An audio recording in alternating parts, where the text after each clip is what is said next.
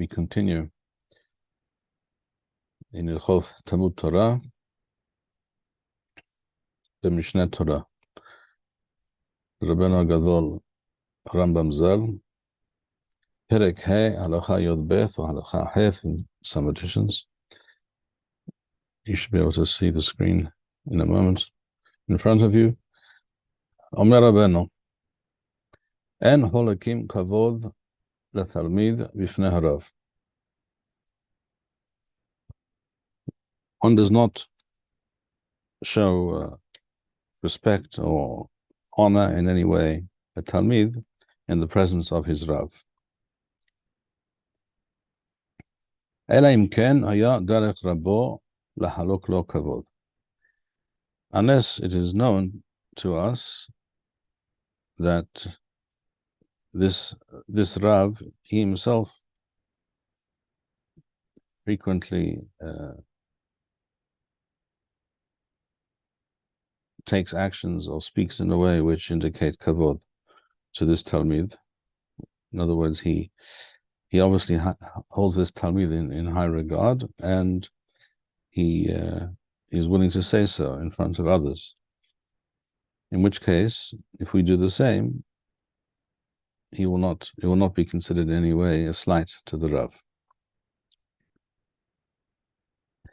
Furthermore, Rambam says, "V'chol melachot sheha'eved oseh lerabo, talmid oseh lerabo."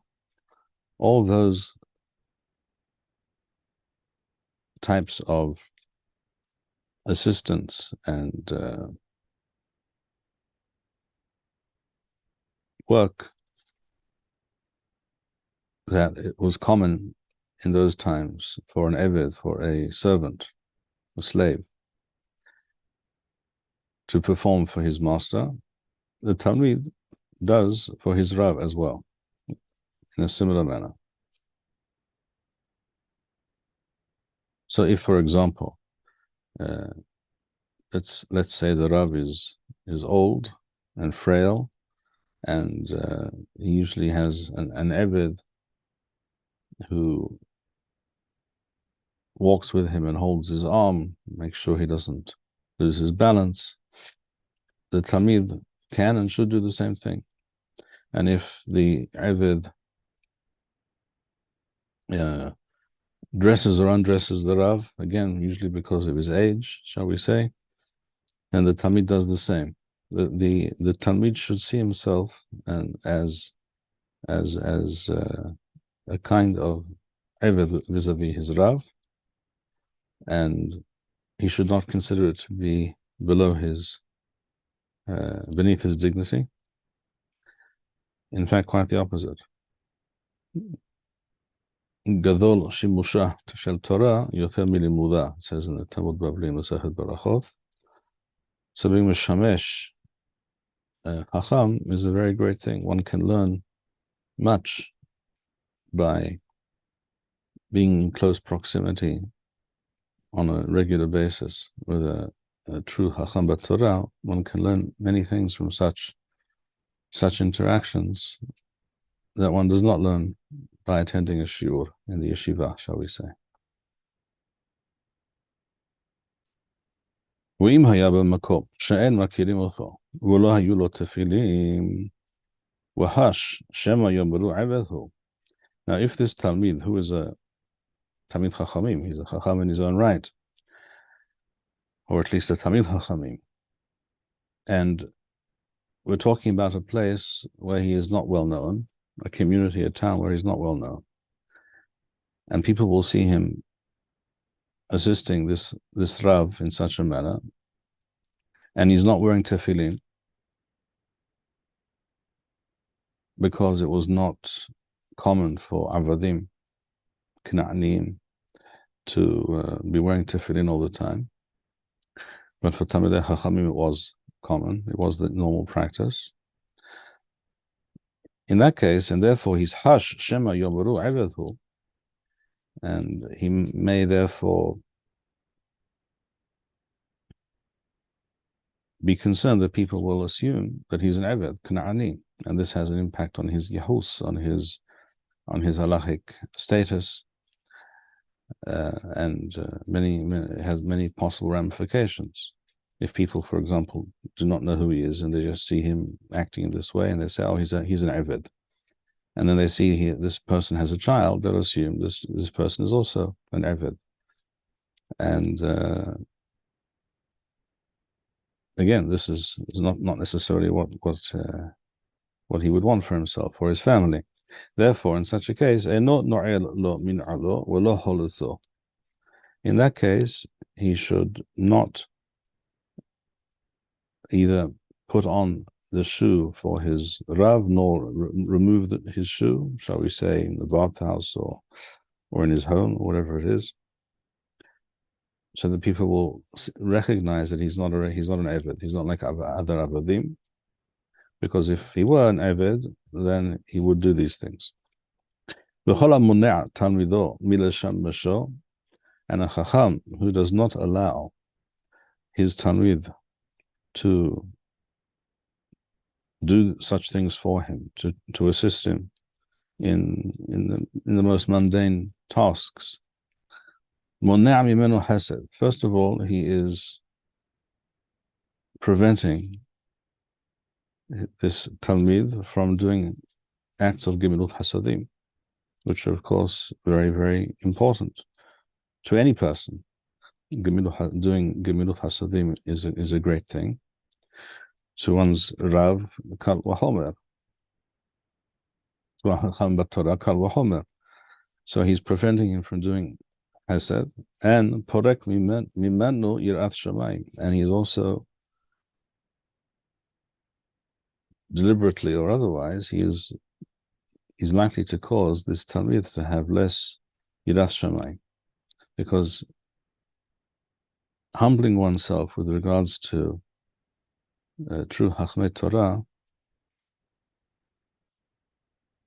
has a very discernible impact on a person's behavior, on his outlook, and his Yirat Shamayim. Shuto k'mashma'o. So the Rav should not be averse to allowing his Talmid to do these things for him. Is in fact a positive thing.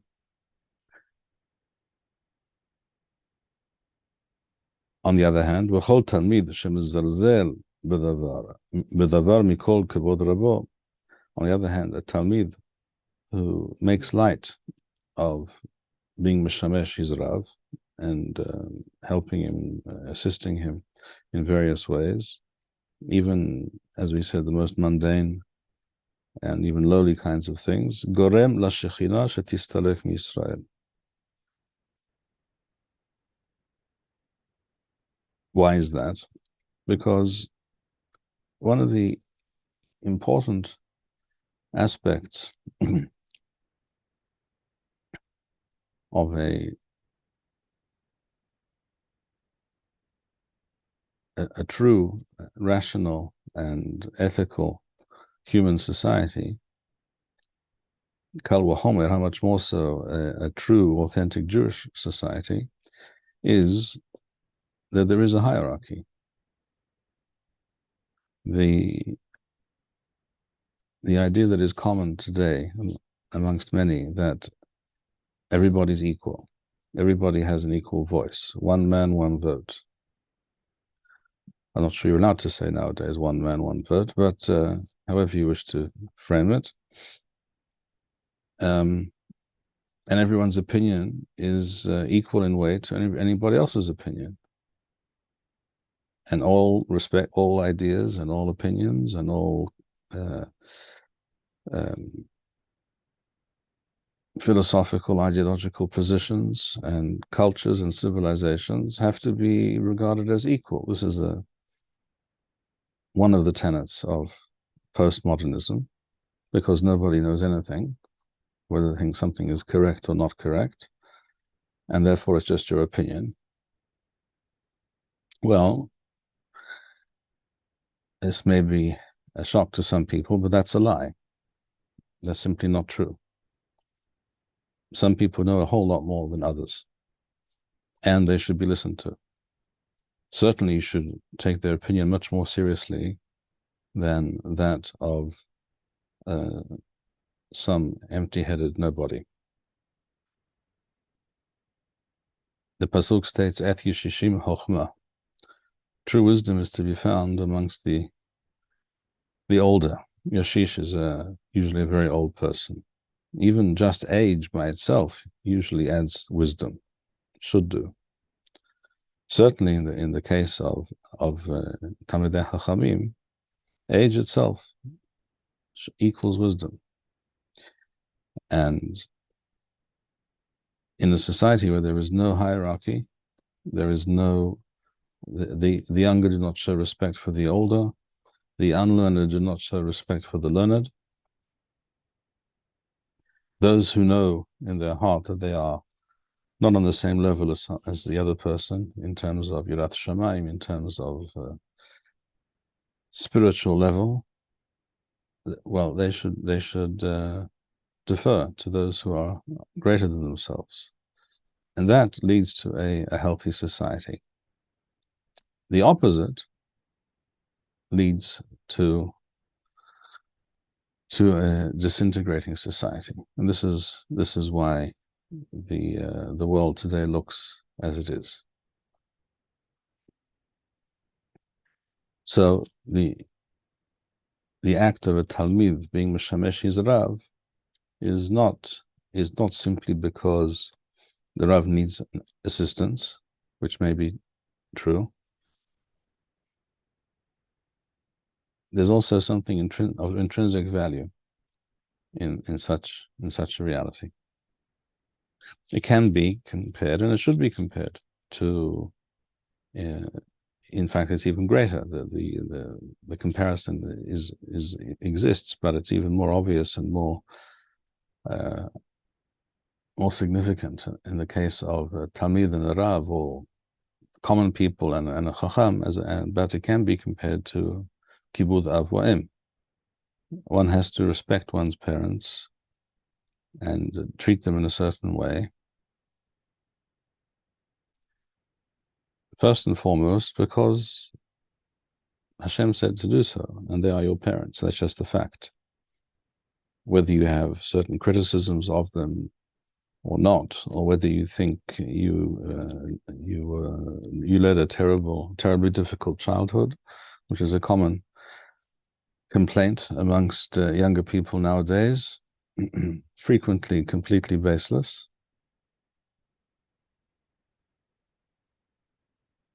And simply an expression of young, spoiled people who think that everything is coming to them, and anything that doesn't please them is some kind of aggression against them, micro or macro, whatever it might be.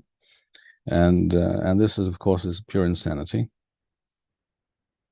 I'm not suggesting that there cannot be instances of child abuse, etc. There can be, unfortunately, but nowadays there are many people in the psychological, sociological industry that make a living from convincing people that they were terribly mistreated by their parents, when in fact, much of the time, nothing could be further from the truth. So you have Kibud Av Va'em, which, as we've learned before, is compared in many ways and is comparable in many ways to Kibud Talmidei Chachamim.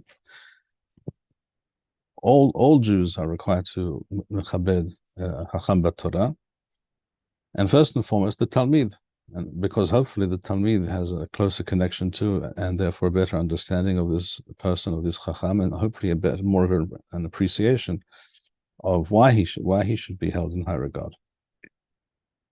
And if this does not express itself in action in the real world, then this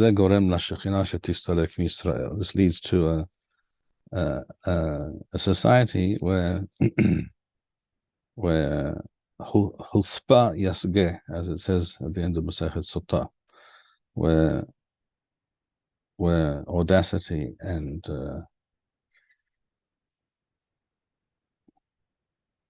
and a lack of humility,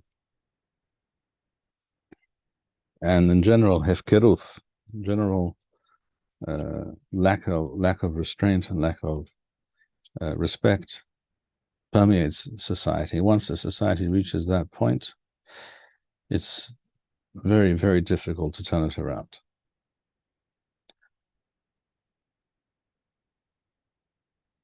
So we continue. We are now in Halacha Yod Gimel or Halacha Teth. You should be able to see it on the screen. Ra'a eth rabo over al divrei Torah. Now, if the Talmid sees his Rav acting in a way which is asur api Torah, how should he approach? What should he say? How should he express himself? He doesn't say, "Wait a second, what are you doing? That's wrong." No, he doesn't say that. That would be perhaps how you speak to your friend, your equal. What does he say? Or lo limaftanu rabenu kach v'chach, or lo limaftanu rabenu kach v'chach. In other words, did the Rav not teach us such and such? We see this in the Mishneh and Masechet Berachot, that this was how the Talmidim of Rabban Gamliel spoke to him when they thought he was acting in a way which was not in accordance with what he taught them. And there was good reason for it, as he explained to them, but they didn't immediately assume there's something wrong with him. They said, "No, lo limaftanu rabenu. Did Rabbeinu not teach us such and such?" And that's a respectful way of asking and that question. And yes, the question has to be asked.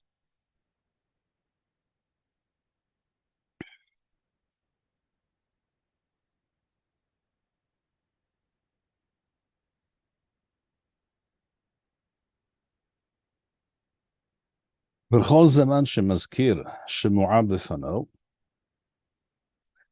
and if during their learning the Talmid wishes to mention something that he heard from the Rav, he learned from the Rav, or he should express it and say, "Kach limaftanu rabenu." This is how the Rav taught us, and then continue and say what he wishes to say. While yomar davar shelo shama' mirabo, ad sheyazkir shem omero. He should not say something such as a state a psak halacha or a perush with regards to anything in the Torah that he did not hear from his Rav. Because the assumption is that people will assume correctly that if this Talmid says something, it must be that he heard it from his Rav. This is how things used to be. Things were quite different. Once upon a time, we didn't have libraries full of thousands and thousands of books, and therefore a Talmid could see all kinds of things from many, many sources. And people today would probably not assume necessarily, and certainly not to the extent that it was so in the past. People would not necessarily assume that this is what his Rav taught him. But certainly in those days, if a Talmid said something, people would assume that the Rav said this.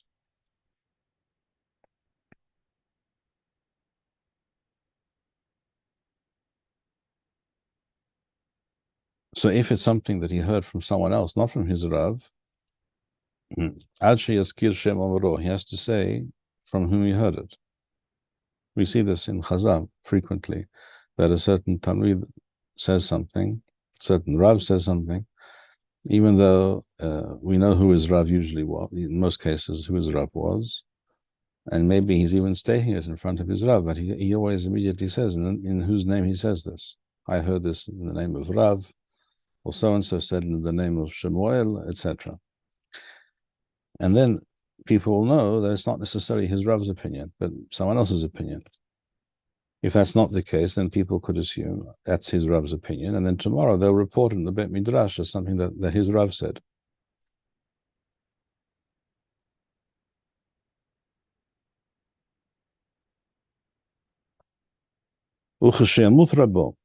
And when the Rav passes away, he's hayav to act like an avel and rend all of his clothing Ad shehu meghalef libo. In other words, until he bares his chest, as one does for one's parents. Again, the comparison is very real and true. This is what a person is chayav to do when one of his parents passes away, and this is what a talmid has to do when his rav passes away. And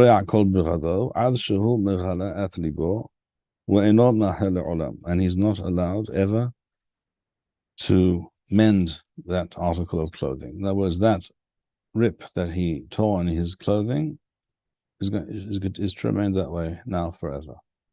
And people, by the way, did not necessarily have so many sets of clothing, and clothing was not cheap necessarily. So this is a very significant demand. All right, so this halakha, by the way, when we say that the talmid is required to do kuri'ah, to rend his clothes when his rav passes away, this is true. And this is exactly as he's required to do, a person is required to do for his parents. But this does not mean that the talmid sits shiv'ah, or there's a din of shaloshim for 30 days of mourning, as exists for the family of that person. So some aspects of Aveluth apply to a talmid, but not all aspects of Aveluth. In fact, most aspects do not apply, but this one does. This is something which is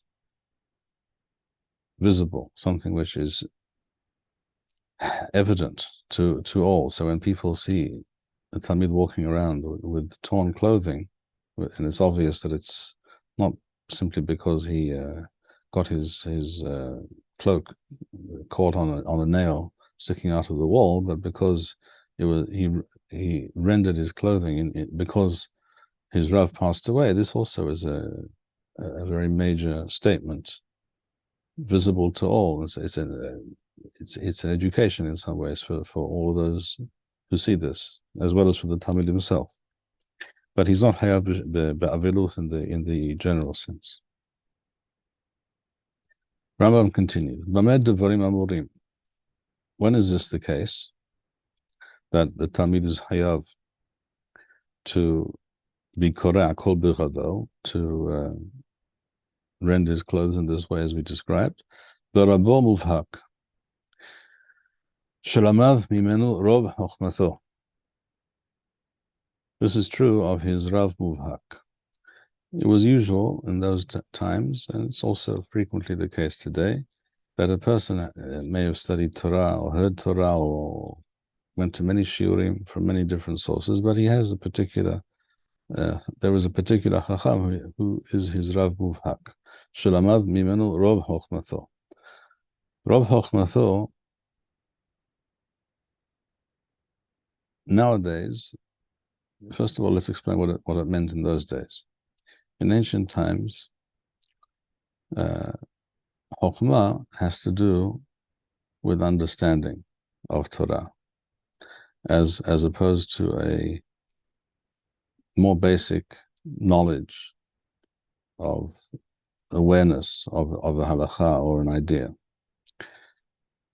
So you could learn, for example, the Mishneh. You could be taught the Mishneh, which was usually taught ba'al peh, not from a text, from a certain person, and he would recite the Mishneh, and you would recite it after him and learn it from him, and then you would walk away from that session perhaps knowing, the third parak of Masechet Uqasin by heart, or at least you began the process of knowing it by heart. You have it in your head now, and now you can go home and repeat it and do shinun until you have it committed to memory.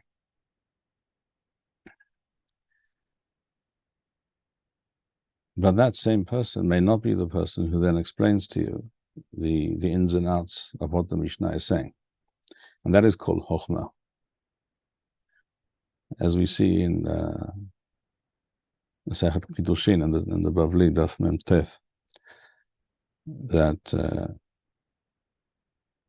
there you have the discussion of if a person said to a woman,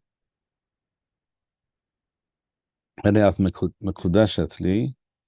will be my wife, al-manath, on condition, shani hacham. He could also say, al-manath shani kara, which means I know the Tanakh completely. But that implies he doesn't know the Mishnah. So it's a lower level. If he says, al-manath shani tana, that means I know the Mishnah, all the Mishnah, which is a higher level. But again, that's not a hacham. A hacham is someone, as Rashi explains there, milatha the thalia bisvara. In other words, things that require a depth of understanding and shikul da'ath, that is not the same as knowing what the Mishnah states. Because you may understand you may know what it states, you may not fully understand what all the ramifications of that statement are, or what exceptions there might be to that rule, and to what you might compare this case, etc. That's called Chokhmah. So Rav Chokhmatho would be the Rav who Mishneh Ha'amidotho al Raglo beChokhmah, someone who explained to him the inner workings of the Torah Shebaal Peh. That is what it meant then. Now, seeing that the Mishnah was eventually committed to writing and then printed, and anyone can get their hands on a text of the Mishnah, shall we say, or for that matter of the Talmud.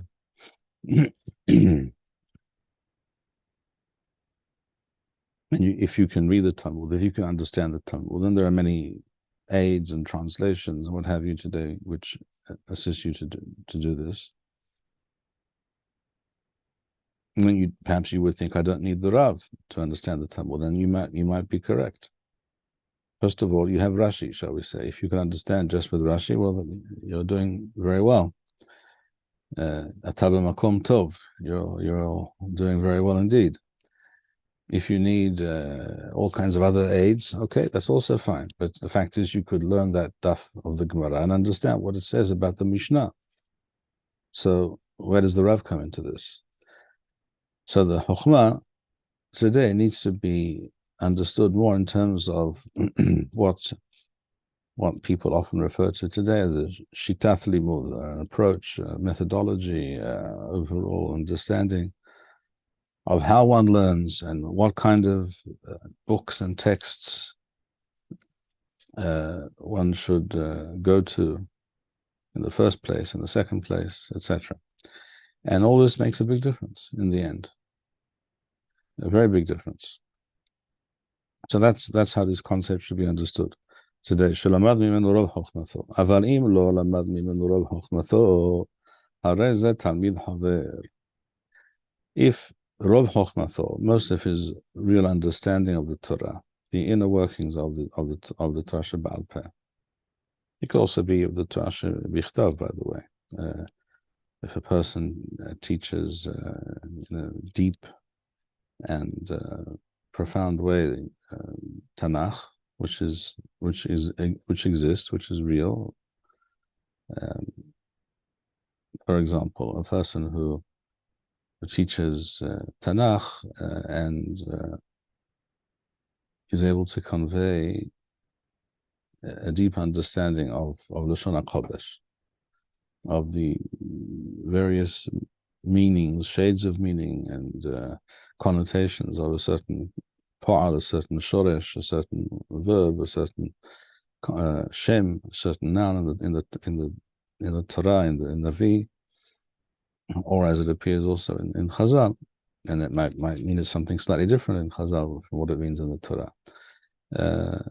This is all part of what we would refer to in a looser, general way as Talmud, as Rambam describes in the first parak of Hilchot Talmud Torah.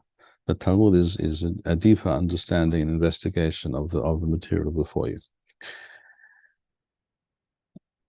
So if the Rav in question was not that person who instilled in a person all this type of understanding and this approach then he's not called his Rav Muvhak, then he's called a Talmid Haver. He was a Talmid and also a Haver, a colleague, because they were both Chachamim, Talmidei Chachamim. And it's not true that the main body of his knowledge and understanding comes from this Rav. That's not the case. And therefore, and then he's not required to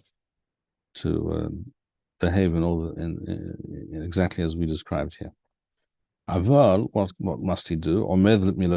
He is nevertheless, even if he's a Talmid Haver and not a Talmid Muvhak, he is required to stand before him when he appears, even at a distance, or enters the room, etc.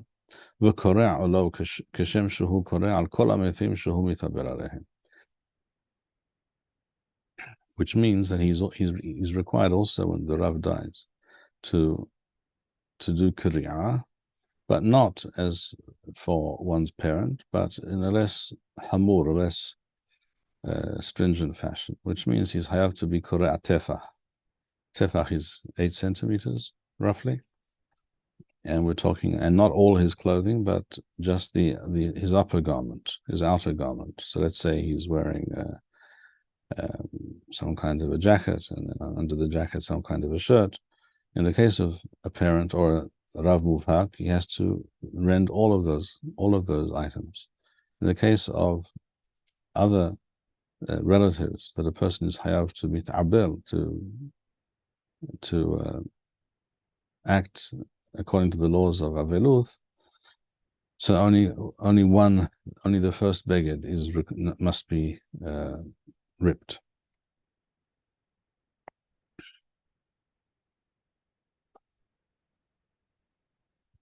And this applies. This applies what we just said now, that he's koreh alo kashem shu koreh al kol hamethim shehu mitabel alehem, but not more than that. This is true if the Talmid himself is a chacham in his own right, as Rambam discusses in Hilchot Evel. Let us look it up for a moment. Here we're looking at Hilchot Evel, Perek Tishi'i, 9th Perek, 9th chapter.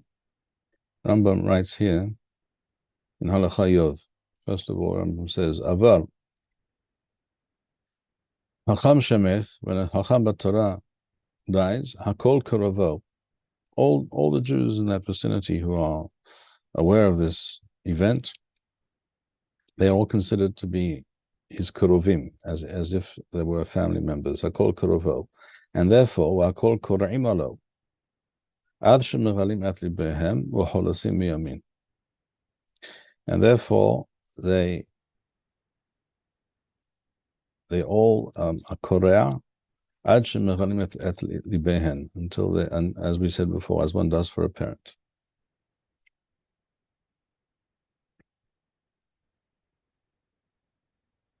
Rambam goes on to say here,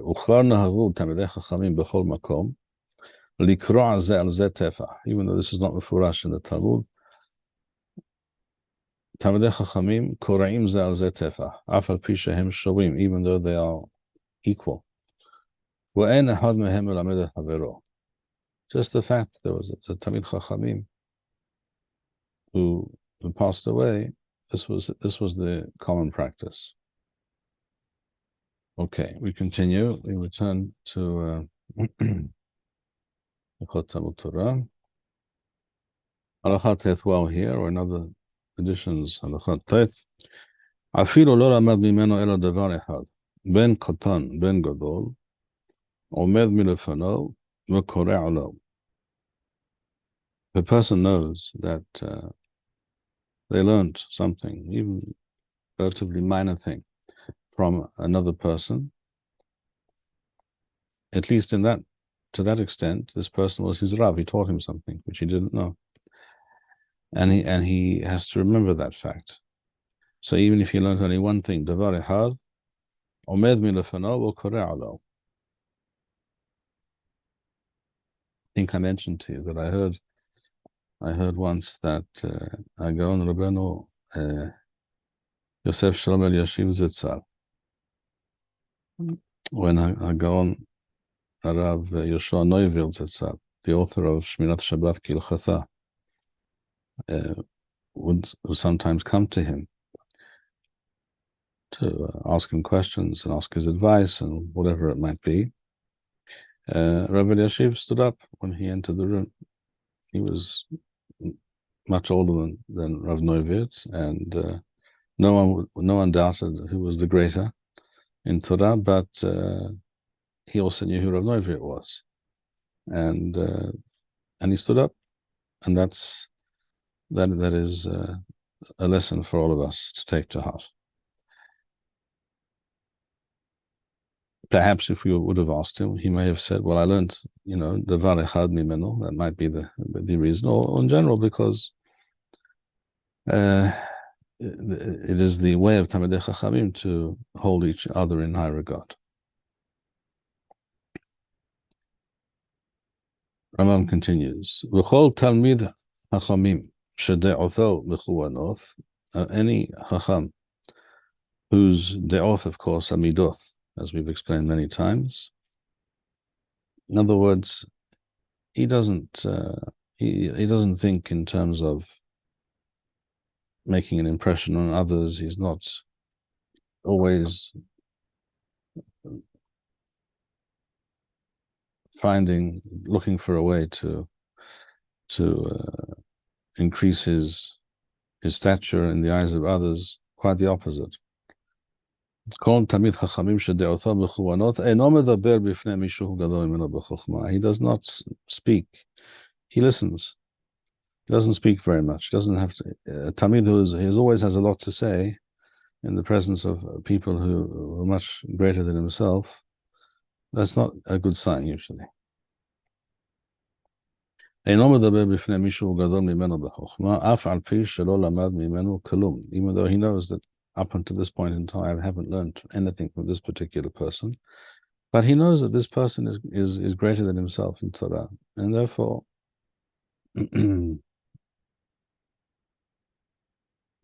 what does Rabban Shimon Benosh Rabban Gamliel say at the end of the first parak of Avot? Lo masati tov min hashetika. Right? I found nothing more productive, more conducive to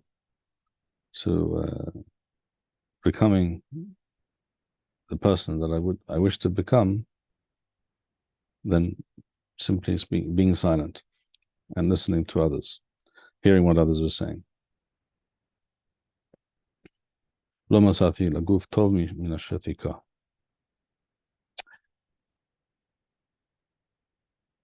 Rambam continues, Tet Zayin, or Yud Aleph, Harav HaMuvhak Sharasa Limhol Al Kevodo B'chol HaDevarim Ha'elu, or B'echad Mehem, L'chol Talmidah, or L'echad Mehem, if there is a Rav, and he's the Rav Muvhak, either of one student or of many students, and he is willing to be Mohel Al Kevodo, Harashut Biyado.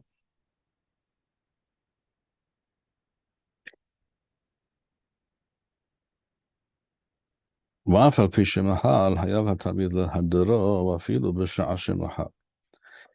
even though he tells his students with regards to certain things that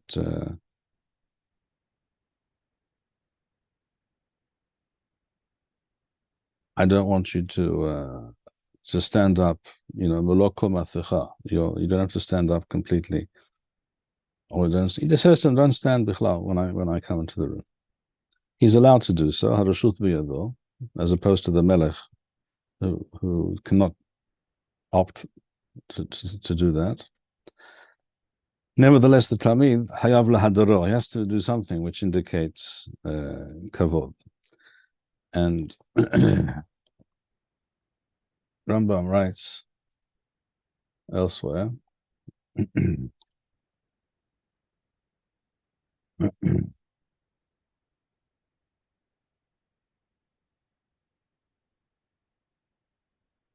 Rambam writes here in Hilchot Sanhedrin, Perek Kaf Waw, Zayin or Halacha Zayin or Halacha Waw, Af al pi sheyesh ladayan or lanasi limchol al kevodo, eno yachol limchol al kilulatho.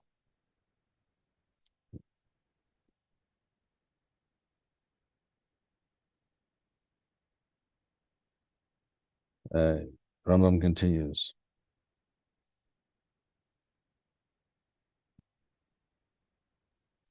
וכן, שאר העם, אף על פי שמחל על קללתו, מקין את המקלל שכבר חטא ונתחייב.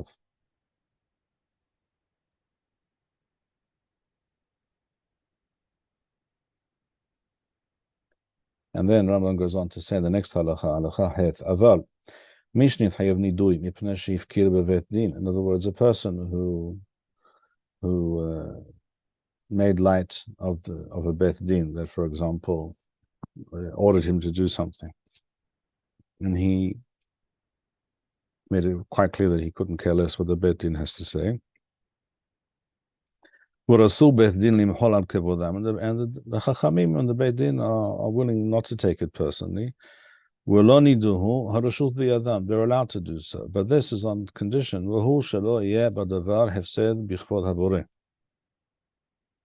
So in many cases, even though the halacha here states harashut biyadam, they don't really have that rashut. In some cases, perhaps yes, in others no. Because if, and this is very often the case, if this will become known, and people see that such kalei da'ath can get away with all sorts of things, then this will lead to a hefsed bichvoda boreh, and as we said before, hefsed bichvoda boreh means the degeneration of society in general. We always keep in mind the possible impact on a societal level, and that's often not something which becomes apparent immediately. It may only become apparent and obvious to all the negative results of allowing such behavior after many years, perhaps. So one has to think about this very hard. So if people get used to the idea that you can make light of the dayanim and what the Torah says, even though the court told you such and such, you do as you please. If people have got it into their head that they can act as they wish, then then they must not. This concept exists also, by the way, in the Gentile world. Contempt of court. It's a similar idea. So we shall stop here for today. Rob? Yes. In this halacha, we learn that unless otherwise indicated, you need to pay all of these signs of respect to the Rav. Are there any situations where, just because of the way the culture is or something like that, that some of these modes of respect are automatically assumed to be inactive, I guess? Yeah. For instance, I don't know many people that bow when they meet a hacham, even if that might have been the case in the Rambam's time or in the time of the Talmud. I'm not sure how often people do that nowadays. You may be right. That's not what many people do not do these things, but that really it does not. Most of the time, what people do or do not do should not be the yardstick. That should not be. We should not assume that if people are not doing it, then it's okay not to do so. In fact, you can usually assume the opposite. As we said before, all kinds of ideas and notions have taken root in society, the societies in which most of us grew up, and they just become second nature. And sometimes studying Torah and becoming a person of Torah involves deconstructing all those ideas and all those notions, and realizing that you were misled, and had you grown up in a different time, a different place, then you would not even have imagined such a thing. But because the world is as it is, this is a hidush to you, perhaps. This is how it should be, but really, it's not a hidush. It's not a hidush for people who are truly, hardwired into the Torah. People who, as a Gaon Rav Chaim Zimmerman Zatzal used to say, there are, as he writes, you have insiders of Torah and outsiders of Torah. There are people who are on the outside of Torah looking in, and there are people who are in the Torah. They are immersed in the Torah. Their mindset, their basic notions and assumptions are based on the Torah. And we see this all the time. On the books is wrong by definition because it contravenes the Torah and or common sense. Well, then it's just, it should be ignored. But that's not what this person was brought up to think. So we all need to recalibrate our understanding of the world, what is right and what is wrong, and what assumptions we make about all manner of things. Tov, we'll stop here for today. Hayu beruchim, hizku, v'yames levarchem, kol ha'meyahalim l'Adonai, shalom u'nitzachon.